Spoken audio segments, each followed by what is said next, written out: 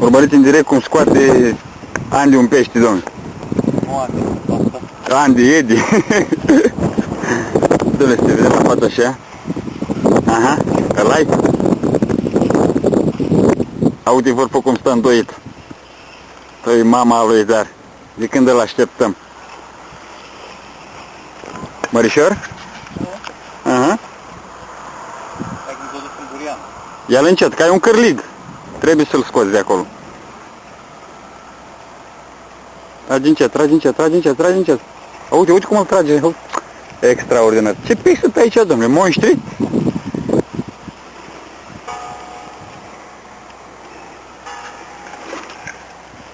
Ia-l.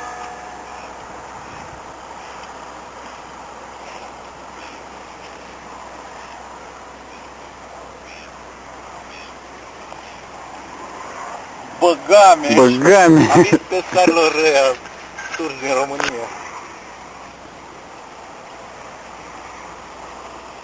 Aha. Hai să vedem acum cât se apropie de mal. Dihania. Vine cu tot cu iarbă.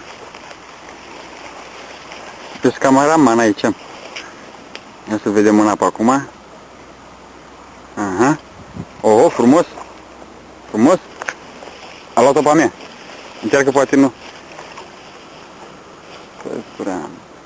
N-are nimic. Asta a găsat cu a mea? Intru în apă, dă-l în morții mamei lui, că nu-l lasă. Azi că n-ai ce să gați, că n-ai al doilea cârlig. Știi, vine pe lângă fier așa. Încă o dată pe Edi să-l filmăm. Hai, Edi.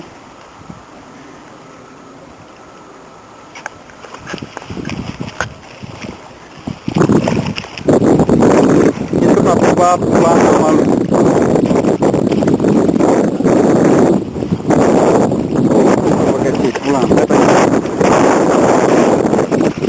Ia, lasă, lasă. Gata, Gustaș. Gustaș. Bravo. Și cu camera, și cu picioarele în apă.